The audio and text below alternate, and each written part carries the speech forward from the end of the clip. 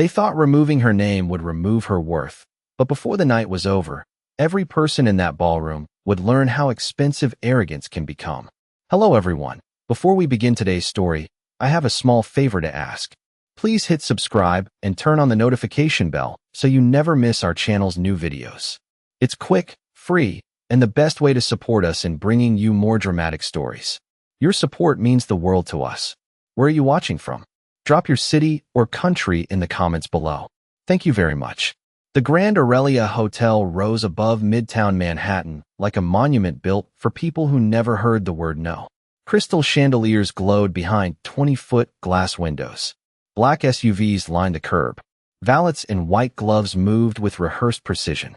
Inside, the annual Sterling Children's Foundation Gala was already drawing senators, celebrities, hedge fund executives, and socialites wrapped in diamonds bright enough to challenge the lights overhead. At exactly 7:12 p.m., Emily Carter stepped out of a yellow cab wearing a navy dress that looked elegant but simple, the kind of dress chosen for grace rather than attention. Her blonde hair rested neatly over one shoulder, and a silver bracelet was the only jewelry she wore. In one hand, she carried a small envelope. In the other, a folded coat she had used earlier that afternoon while visiting a youth literacy center in Queens. She paused on the sidewalk for a moment, looking up at the hotel entrance.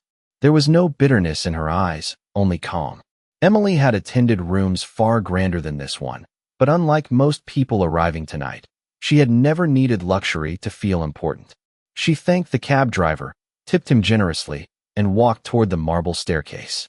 Two women in designer gowns glanced at her shoes first, then at each other. Their smiles were brief and sharp. A man near the revolving door adjusted his tuxedo cufflinks and stepped slightly in front of her, as if the path belonged to him. Emily simply waited, then entered without complaint. The lobby smelled of lilies and polished stone. A string quartet played near the fountain. Cameras flashed as notable guests posed beneath a gold backdrop printed with sponsor logos. At the registration desk stood Vanessa Holloway, the gala's event director, dressed in a tailored white suit with the posture of someone who enjoyed deciding who mattered. Her dark hair was pinned flawlessly. Her smile appeared often, but reached no one. She checked names on a tablet while assistants rushed around her like nervous satellites. When Emily approached, Vanessa barely looked up. "Name?" she asked. "Emily Carter," Emily said warmly. Vanessa's fingers moved across the screen. Her expression changed the moment she lifted her eyes and truly saw the woman standing there. She took in the modest dress, the lack of diamonds, the calm confidence she mistook for ignorance. "Spell that." Emily did. Vanessa checked again, then tilted the tablet away. "I'm not seeing you." Emily handed her the envelope. "I received an invitation last week." Vanessa opened it, glanced at the embossed card, then gave a short laugh through her nose. "Interesting." Guests nearby began listening without appearing to listen. Emily remained still. "There must be a mistake," she said softly. "Yes," Vanessa replied, tapping the screen. There was. Her manicured finger hovered over the tablet for one deliberate second, then pressed down. "And now it's fixed." Emily watched her own name disappear from the guest list. The room did not gasp. Rooms like that never did. They preferred silence when cruelty was expensive. Vanessa handed back the empty envelope. "You're no longer on the list, Miss Carter. I'll need you to step aside." The violinists continued playing. Camera flashes kept bursting. And somewhere beyond the ballroom doors, the night had only just begun. Emily did not move. That unsettled Vanessa more than anger would have. Most people protested when humiliated. They raised their voices, demanded managers, reached for phones, or pleaded loudly enough for strangers to hear. Emily Carter simply stood there with one hand resting lightly on the folded coat over her arm, her posture straight, her expression unreadable. "I am afraid you misunderstood," Emily said. Her voice was low, steady, almost kind. "My invitation was addressed personally." Vanessa smiled, the kind of smile designed to look professional from a distance. "And I am afraid you misunderstood the meaning of no." A few guests nearby exchanged glances. A man in a velvet jacket smirked into his champagne glass.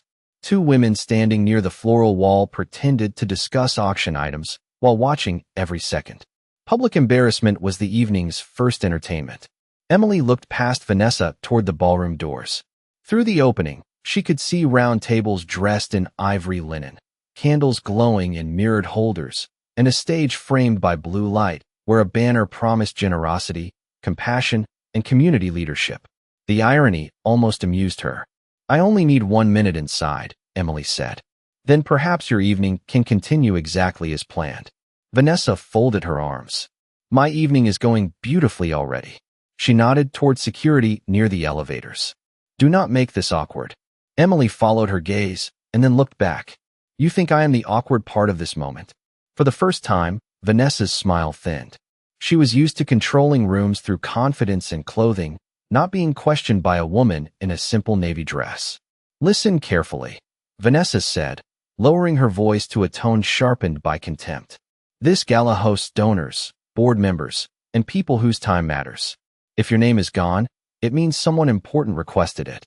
The words landed softly, but several listeners leaned closer. Emily absorbed them without blinking. "That tells me more about them than it does about me," she replied. The room went subtly quieter. Even the quartet seemed farther away. Vanessa stepped closer and handed the envelope back as if returning something contaminated. "Take your things and leave with dignity while you still can." Emily glanced at the envelope, then slipped it calmly into her handbag. "Dignity is not something other people grant," she said. "That is why it cannot be taken away." A younger registration assistant standing beside Vanessa nearly looked up in surprise. Vanessa noticed and straightened instantly. She tapped the tablet again, speaking louder now for the benefit of the crowd. "Security will escort Ms. Carter outside if necessary." The guard at the elevator hesitated. He had seen many uncomfortable scenes in expensive places, but something about Emily's composure made the usual script feel wrong. Emily gave a small nod. "That will not be necessary." Vanessa relaxed, believing she had won. "Excellent choice." Emily checked the time on her watch. "Actually," she said, "I was making room in your schedule." Vanessa frowned. "Excuse me. My husband dislikes being kept waiting." Laughter rose from the velvet-jacketed man before he could stop himself. One of the women near the floral wall covered a grin. Vanessa's confidence returned in full. "Of course he does." Emily's eyes remained steady. "He should be here in less than 2 minutes." Vanessa tilted her head. "And who exactly is your husband?" Emily adjusted the sleeve of her coat. "You will know him the moment you see him." The answer irritated Vanessa because it sounded less like a threat than a fact. She opened her mouth to respond when the revolving doors at the far end of the lobby began to turn again. A hush moved across the marble floor in a wave no one could explain, the kind of silence that arrives seconds before power enters a room. The revolving doors completed one slow turn, and William Carter stepped into the lobby as if the building itself had been waiting for him. He was tall, composed, and dressed in a charcoal suit cut with the kind of precision money could buy but never imitate. Silver at his temples only sharpened the authority in his face. 2 members of his executive team entered behind him, followed by a legal advisor carrying a leather portfolio. The valet staff straightened instantly. A photographer near the fountain lowered his camera in surprise. Even people who had never met William knew who he was. His name moved markets. His foundation financed hospitals. His companies employed tens of thousands across the country. Vanessa's confident posture faltered by half an inch. It was enough for everyone to notice. William's eyes crossed the lobby once and found Emily immediately. He did not glance at the chandeliers, the celebrities, or the stage banners celebrating generosity. He looked only at his wife standing beside a registration desk where she had clearly been made to wait. The temperature of the room seemed to change. He walked toward her with measured steps that echoed across the marble floor. No one laughed now. No one whispered.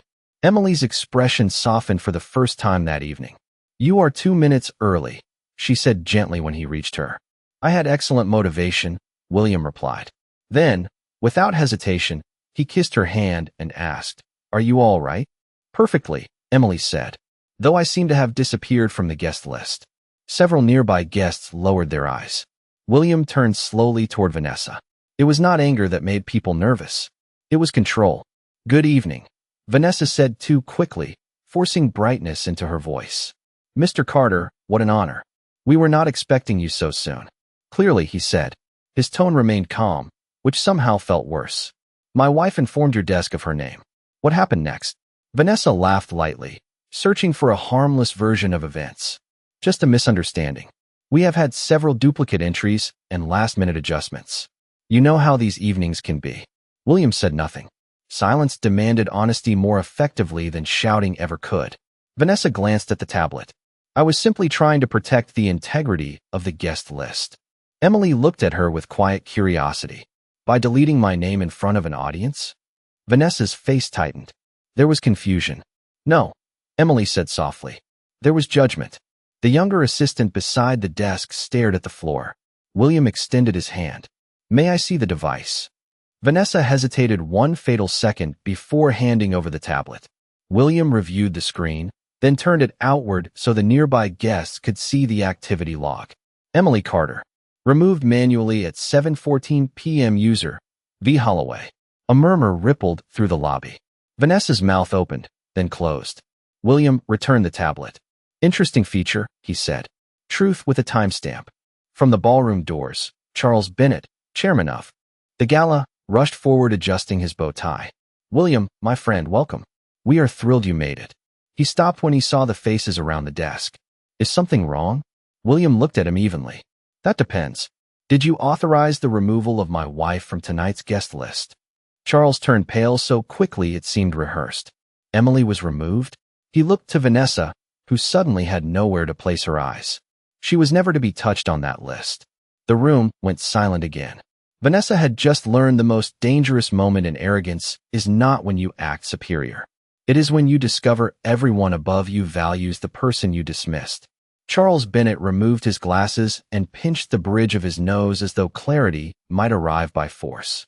The chairman of the Sterling Children's Foundation had spent 20 years building a reputation for elegance, discretion, and generosity. Tonight, all three were slipping on polished marble. Vanessa, he said quietly, tell me this is some kind of misunderstanding. Vanessa swallowed. Her white suit suddenly looked less like authority and more like a costume. There was confusion at the desk, she said. I was trying to maintain standards. The phrase landed badly. Several guests turned their heads at once.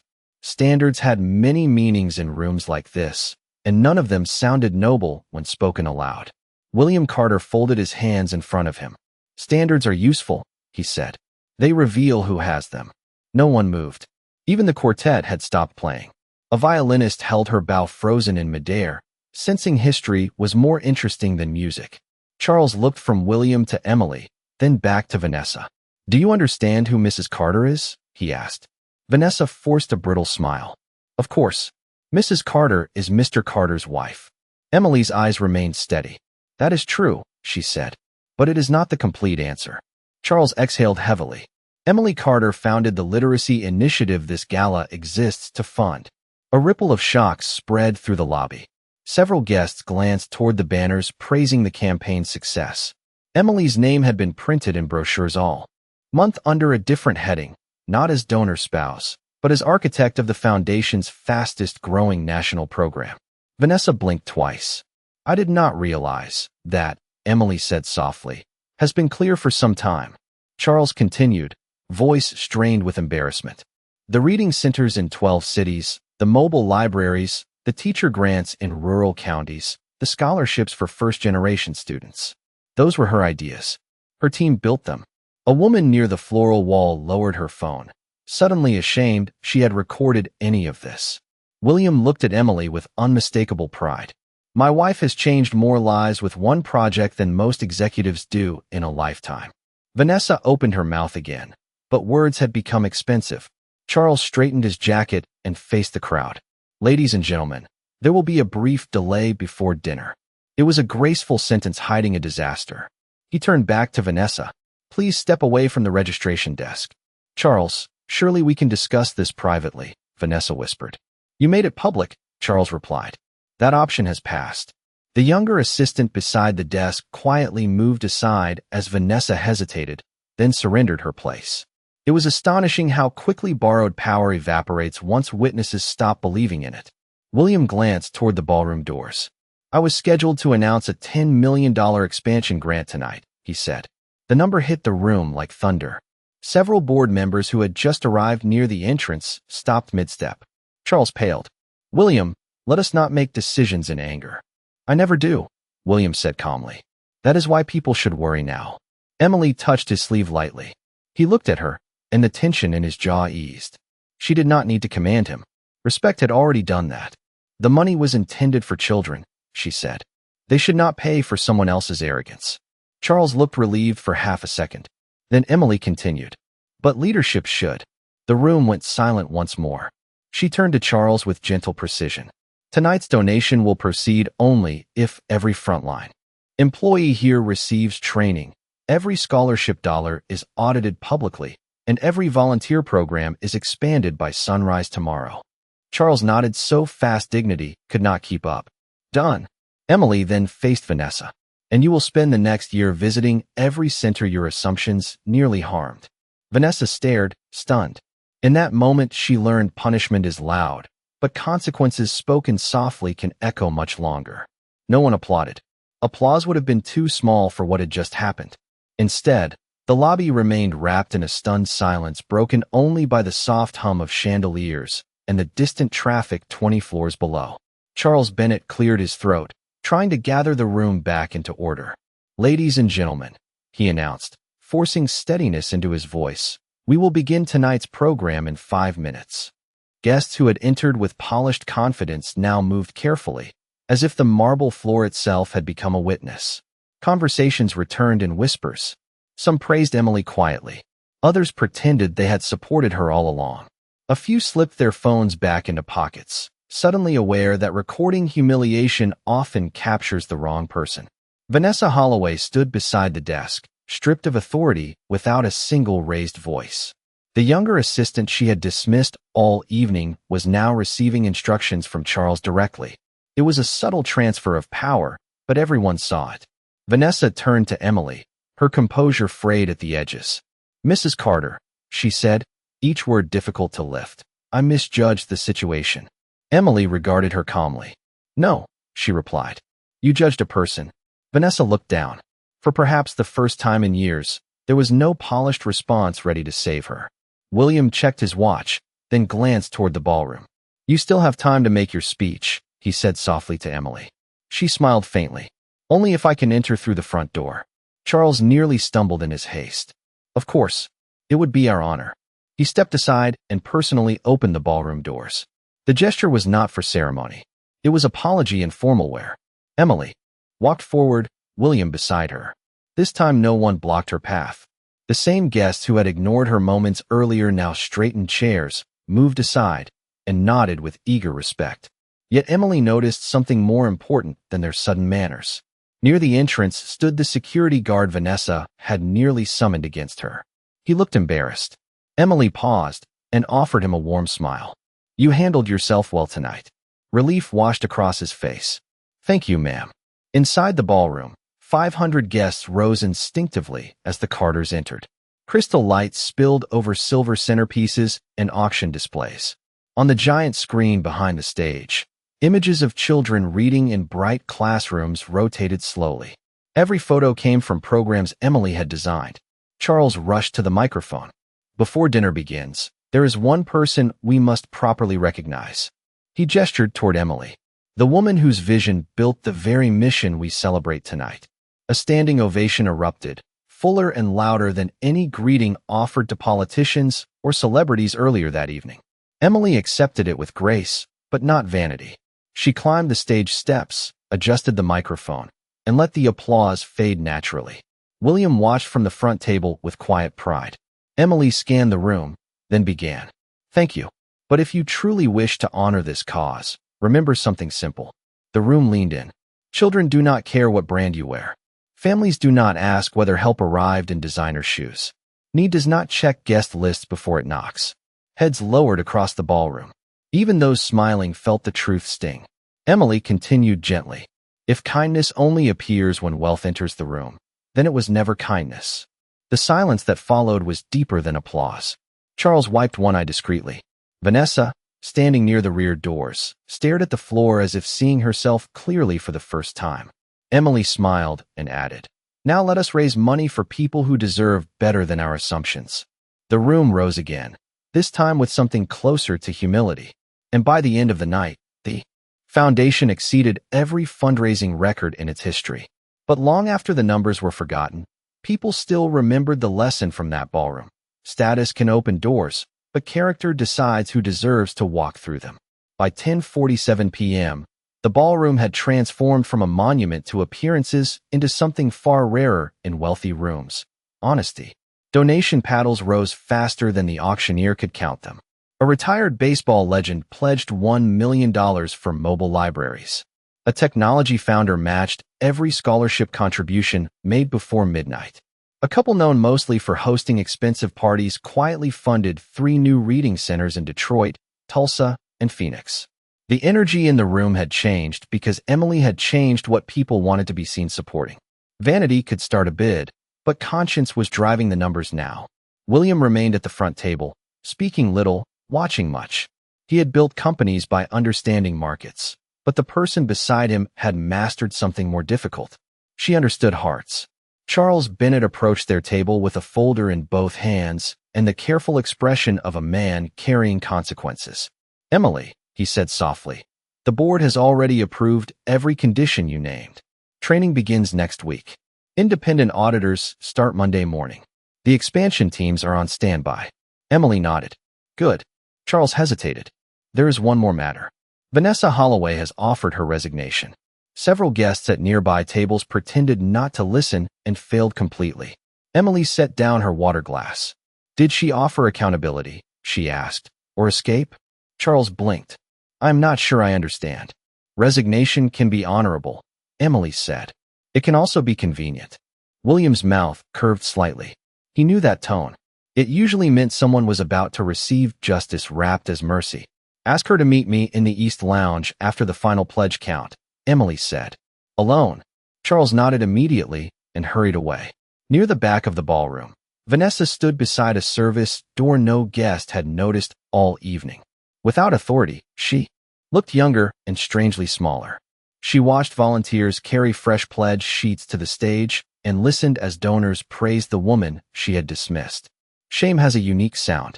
It is applause meant for someone else. At 11:26 p.m., after the final total shattered every previous record, Emily stepped into the East Lounge. The room overlooked the city skyline through 30-foot windows. Lamps cast warm pools of light across walnut tables and cream chairs. Vanessa was already waiting, hands clasped tightly enough to whiten her knuckles. "Thank you for seeing me," she said. Emily remained standing for a moment, then sat across from her. "You wanted to resign?" Vanessa nodded. "Yes. I embarrassed the foundation, the board, and myself." "That is true," Emily said. "Why did you do it?" Vanessa stared at the carpet. "Because I thought I could tell who mattered in 30 seconds. Emily let the silence work. "And how long did it take to realize you were wrong?" Tears gathered, but did not fall. "About 3 seconds after your husband walked in." Emily shook her head gently. "Then you still have more to learn. You were wrong before he arrived." The words landed with clean precision. Vanessa closed her eyes. "You are right. I know." Emily's voice was calm, not cruel. "So here is what happens next. You will not resign tonight." Vanessa looked up in confusion. "I will not." "No. Tomorrow morning, you begin 12 months of field service with our literacy program. Detroit first, then Tulsa, then Phoenix. You will set up folding chairs, sort donated books, greet families, and listen more than you speak." Vanessa's lips parted. "You still trust me to represent your program?" "No," Emily said. "I trust the program to change you." The room went silent again. Some lessons are expensive because they are worth learning. Emily rose, smoothed her navy dress, and looked out over the lights of Manhattan. "People reveal themselves when they meet someone who cannot benefit them," she said. "Tonight, you revealed yourself. What you become next is up to you." The next morning, Manhattan wore a pale gray sky and the kind of cold wind that reminded people the city did not care about. Titles. At 6:40 a.m., while executives were still sleeping behind blackout curtains, Vanessa Holloway stood outside a renovated community center on the east side of Detroit, holding a travel mug she had not touched. Her designer luggage looked absurd beside folding tables stacked with donated paperbacks. A handwritten sign taped to the front door read, "Welcome readers." There were no chandeliers here, no photographers, no valet line, only brick walls, tired sidewalks, and a line of parents already forming with children wrapped in winter coats. Vanessa checked her watch as if punctuality might restore status. Inside the center, fluorescent lights buzzed overhead. Cardboard boxes filled the hallway. Volunteers moved briskly, greeting one another by first name. No one seemed impressed by clothing labels, and no one asked what job title she once had. A woman in jeans carrying a clipboard approached with practical energy. "You must be Vanessa. I am Maria. We start with setup." Vanessa extended a polished hand. "I assumed I would be shadowing management." Maria handed her a box cutter and pointed to a mountain of cartons. "You are. Manage those books onto those shelves before families arrive." Vanessa stared. "There are at least 40 boxes." Maria smiled. "Then it is a good thing you came early." By 7:15 a.m., Vanessa had learned two things. First, cardboard edges are unforgiving. Second, humility can arrive through repetition. Lift, carry, sort, repeat. Biography here. Early readers there. Spanish titles on the back wall. Damaged copies aside. No one applauded efficient stacking. It was simply expected. Children began entering at 8 a.m., some shy, some loud, all curious. A 7-year-old boy in a puffy blue jacket approached Vanessa while she knelt beside a crate of picture books. "Do you work here?" he asked. She almost answered with the life she used to describe. Instead, she said, "Today I do." He nodded seriously. "Can you help me find dinosaurs?" It was the most honest request anyone had made of her in years. She spent 10 minutes searching until they found a worn hardcover with bright green scales on the cover. The boy grinned as if she had delivered treasure. "Thank you, book lady." He ran off before she could correct the title. Something in her chest shifted. By noon, she had served snacks, assembled chairs, wiped tables, and listened to a grandmother explain how bus fare determined whether her grandchildren could attend reading sessions each week. She heard a single mother ask if there were evening classes because she worked 2 jobs. She watched teenagers volunteer after school without being paid, thanked by children who barely reached their elbows. Every polished assumption she once wore began falling away piece by piece. At 1:30 p.m., Maria handed Vanessa a tablet. "Video call for you." Emily Carter appeared on the screen from an office lined with maps and program charts. No diamonds. No ceremony. Just work. "How is Detroit?" Emily asked. Vanessa looked around the room. A volunteer was taping a torn poster. 2 brothers were reading aloud to each other on the floor. Maria was carrying boxes Vanessa should have carried herself. "Busy," Vanessa said quietly. Emily studied her face. "And educational?" Vanessa swallowed. "More than any gala I have ever attended." Emily nodded once. "Good. Then listen carefully. Last night you thought service meant managing appearances.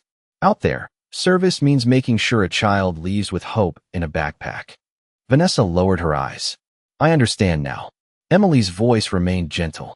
"No, you are beginning to." The screen went dark. Vanessa stood still for a moment, then set the tablet down and reached for another box. This time no one had to tell her what to do. Outside, the wind pressed against the windows. Inside, something far stronger had finally begun to move. 3 months later, the summer heat in Tulsa rose from the pavement in shimmering waves, and Vanessa Holloway no longer checked her watch to measure inconvenience. She checked it to make sure the buses arrived on time. The woman who once directed gala entrances now stood in a parking lot wearing canvas sneakers, a plain blue polo shirt, and a volunteer badge with only her first name printed on it. She was guiding families toward a mobile library bus painted with bright murals of books opening into stars. Children ran ahead laughing.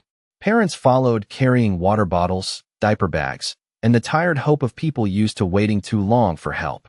Vanessa moved quickly, handing out registration cards and cold juice boxes from a cooler. "Shade line starts here," she called. "Everyone will get time inside." Her voice had changed. It no longer carried the sharp edge of command. It carried usefulness. Maria, now supervising the regional rollout, watched from nearby with folded arms and the private smile of someone who enjoys being proven right slowly. "You missed one family," Maria said, nodding toward a sedan parked at the far curb. Vanessa jogged over without complaint. Inside sat a father with 2 daughters and an elderly woman in the back seat. The air conditioner was broken. Vanessa opened the door gently. "We saved your place in line," she said. "Would you like help getting to the shade?" The grandmother nodded gratefully. Months earlier, Vanessa might have noticed only worn clothes and an old car. Now she noticed swollen ankles, careful dignity, and children trying not to ask for too much. She brought chairs herself. By noon, over 200 children had borrowed books. One little girl chose a science title about planets, hugging it to her chest as if it were expensive jewelry. A teenage boy asked for resume help and left with 2 interview shirts donated that morning.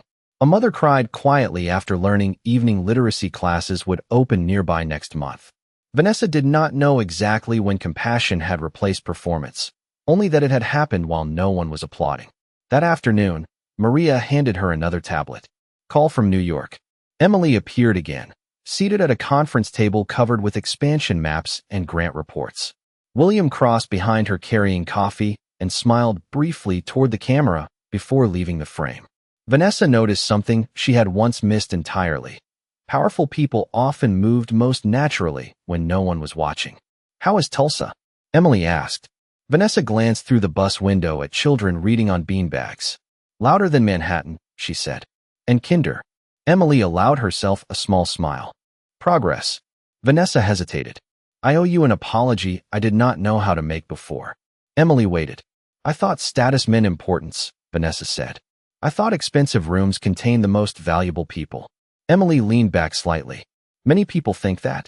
They confuse access with worth. Vanessa lowered her eyes. I was cruel to you. Yes, Emily said plainly. You were. The honesty stung, but it also cleaned the wound. Why are you still helping me? Vanessa asked. Emily looked directly into the camera. Because humiliation can expose a flaw. Service can repair it. The mobile library door opened and a small boy shouted, Miss Vanessa, we need help with the puzzle table. She instinctively turned. Emily noticed and nodded. Go, she said. They matter more than this conversation. The call ended. Vanessa stood still for one breath, then hurried toward the children. As she knelt beside a crooked puzzle of the United States, tiny hands pushing pieces toward her, she laughed freely for the first time in years. Nearby, Maria shook her head in amused disbelief. Some transformations happen loudly. Others arrive one useful day at a time. And under the Oklahoma sun, the woman who once erased names from lists was learning how to help people feel seen. 1 year later, the Grand Aurelia Hotel glittered again beneath the Manhattan skyline, but the atmosphere was unmistakably different. The marble lobby that once rewarded appearances now displayed handwritten thank you letters from students framed beside photographs of new reading centers across the country. Detroit, Tulsa, Phoenix, Albuquerque, Nashville. The walls themselves seemed to have learned humility. Staff members greeted every guest with the same warmth whether they arrived in tuxedos, uniforms, business suits, or simple dresses. No one was measured by labels anymore. They were welcomed by name. At 7:10 p.m., Emily Carter stepped from a town car, wearing the same navy dress she had worn the year before. William noticed immediately and smiled. You planned that, he said.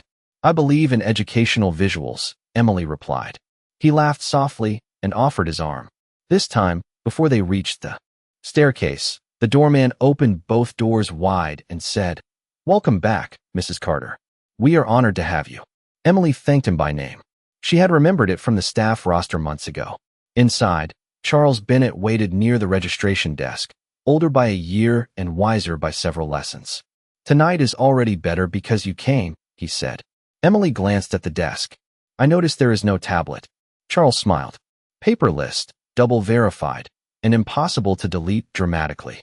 She laughed. Nearby, a woman in a tailored navy blazer was calmly helping an elderly couple find their table, then escorting a delivery volunteer to the service entrance with equal courtesy. Her posture was confident, but now it belonged to character rather than ego. Vanessa Holloway turned, saw Emily, and approached with genuine warmth. Good evening, she said. Your table is ready, but first I hoped you might meet someone. She gestured toward a teenage girl standing beside a display of scholarship essays. This is Maya Thompson, first in her family accepted to college.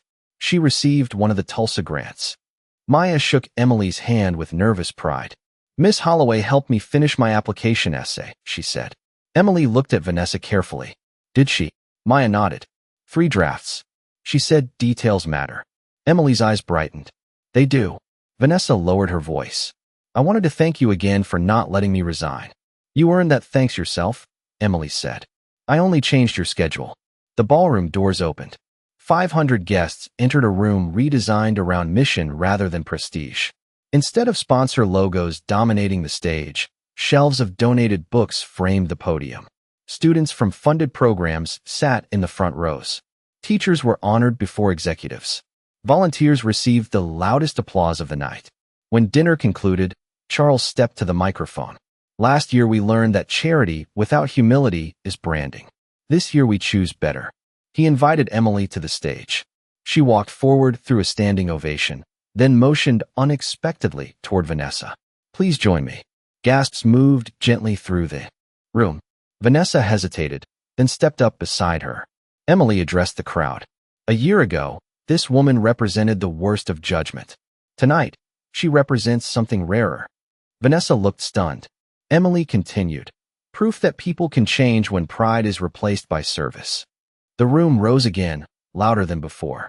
Vanessa's eyes filled as she faced an applause she had once chased and never deserved. Now it had found her honestly. Emily concluded with the kind of sentence people remember long after centerpieces are cleared away.